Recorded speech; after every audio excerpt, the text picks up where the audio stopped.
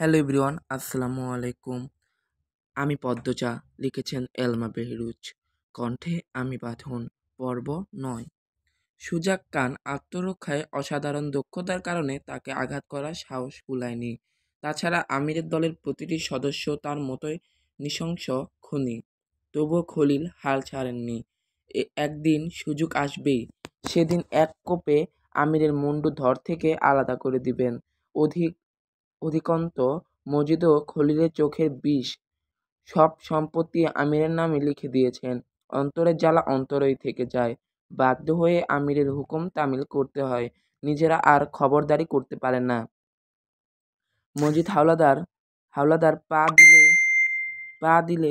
পা দিয়েই খলিলের পিঠে ধাক্কা দিয়ে ডাকলেন, খলিল। খলিল সচেতন হয়ে বলল, হ ভাইজান।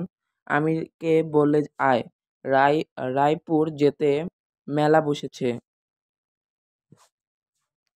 খলিল ভিতরে গিয়ে রায়পুরের কথা জানালে দরজা বন্ধ করে বেরিয়ে পড়ল। চলে যাওয়ার আগেই মজিদকে হুঙ্কার দিয়ে বলে গেল, পদ্মজার গায়ে যেন আঁচড়টিও না লাগে।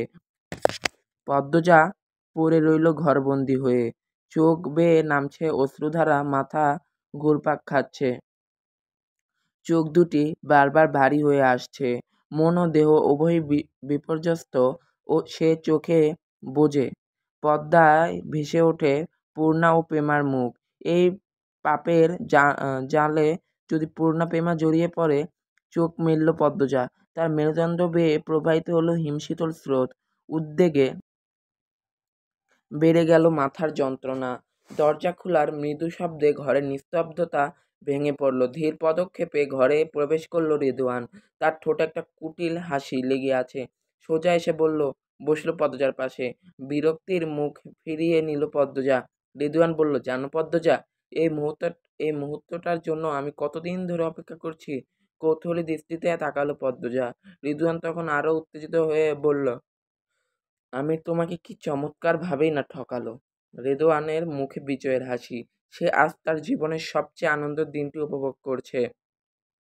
আরো বলল, তোমাকে অনেক ইঙ্গিত দিয়েছিলাম যাতে আমিরের আসল রূপ চিনতে পারো, কিন্তু দুর্ভাগ্যবশত ইঙ্গিতগুলো তোমার আগেই আমিরের নজরে পড়ে যেত। কি অদ্ভুত ভাগ্যর! পৃথিবীর সব সুখ নিয়ে যেন জন্মেছে। পদ্মজা অবাক হয়ে জিজ্ঞেস করলো, আপনি কেন ইঙ্গিত দিতেন? আপনিও তো এই দলেরই। রেদওয়ান হতাশ স্বরে বলল, দলের সদস্য হয়েছি বাধ্য হয়ে। শোনো পদ্মজা, আমি তোমাকে আগে থেকেই পছন্দ করতাম। হিসেবে তো তোমাকে আমারই পাওয়া উচিত ছিল, কিন্তু কে পেল? আমির, যে একজন নারী নির্যাতনকারী, নারী পাচারকারী, খুনি, শয়তান। শয়তান তো আপনিও। আমি শয়তান হলেও তোমার কি? তোমার স্বামী তো। তাকে থামিয়ে দিয়ে পদ্মজা জিজ্ঞেস করলো, এখানে কেন এসেছেন? গল্প করতে? মেয়েগুলোকে কেন হত্যা করা হচ্ছে? পদ্মজার চোখে চোখ রেখে তাকিয়ে রইল রেদওয়ান। তার মুখে রহস্যময় হাসি। এতদিন সে এই মুহূর্তটার জন্যই অপেক্ষা করছিল। পদ্মজা আর আমির যদি শত্রুতে পরিণত হয়, তাহলে তার যে আনন্দ হবে সেটা বোধহয় স্বর্গেও পাওয়া যাবে না। এই আনন্দটুকু পেতেই সুস্থ শরীর নিয়েও ছুটে এসেছে পদ্মজার কাছে। অসুস্থ শরীর নিয়েও ছুটে এসেছে পদ্মজার কাছে। রেদওয়ান ধীরে ধীরে পাতালপুরীর অন্ধকার ইতিহাস উন্মোচন করতে লাগলো। ২০০ বছরের পুরনো এই পুরী যা একসময় ছিল মন্দিরের অংশ। মন্দিরের নিচে গোপন তৈরি করা হয়েছিল এই পাতালপুরী, যেখানে রাখা ছিল মূল্যবান রত্ন খচিত সোনার মূর্তি।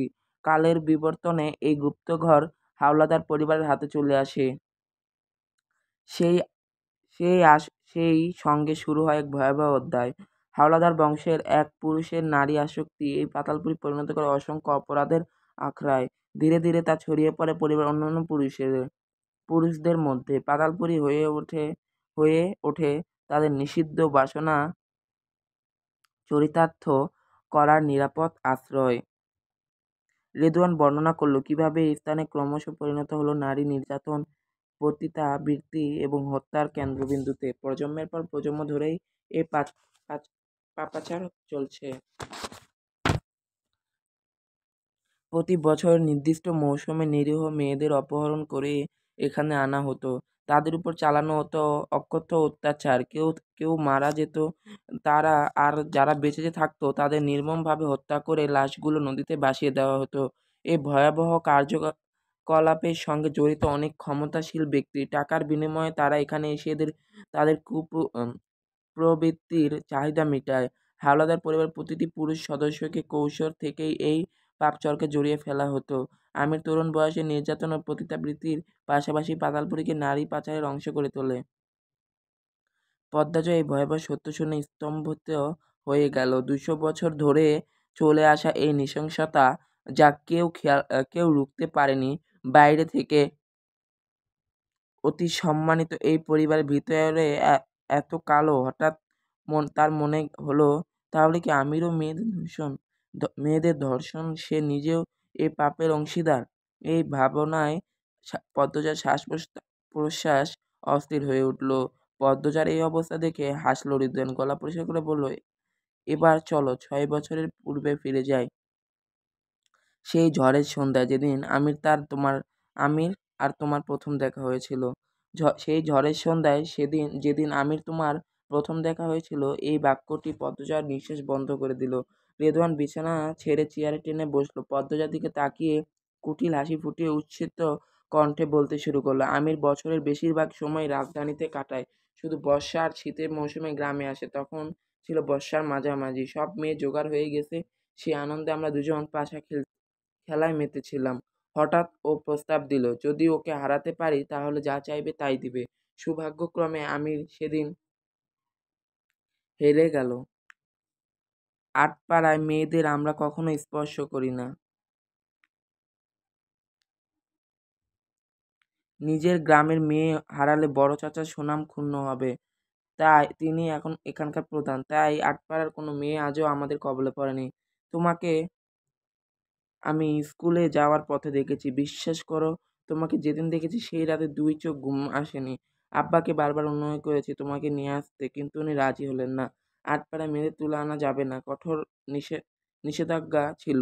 মিনতি করেছি অন্তত বিয়ের প্রস্তাব পাঠাতে। তখন বড় চাচা তোমার মায়ের কথা জানালেন। তিনি মুক্তিযোদ্ধা। গ্রামবাসীর মুখে শুনেছেন তোমার মা নাকি তোমাকে এখনই বিয়ে দিতে চায় না। সুদূর প্রান্ত থেকে সুশান্ত পরিবারের পাত্ররা এসেছে বিয়ের প্রস্তাবে, তবুও তিনি রাজি হননি। কিন্তু কিন্তু আমার তো তোমাকে চাই। তোমার রূপ এমনই যে জীবন ভর ভোগ করলেও মন ভরবে না। শেষ কথাটি শুনে ঘৃণায় পদজার কপালে রেখা গভীরতা হয়ে উঠল। রেদওয়ান বলতে লাগলো, এই বাড়ির প্রতিটি পাতালপুরীর প্রতিটি আমার টান অনেক আগে থেকে। তবুও আমি ওসব না চেয়ে আমিরের কাছে তোমাকে চেয়েছিলাম।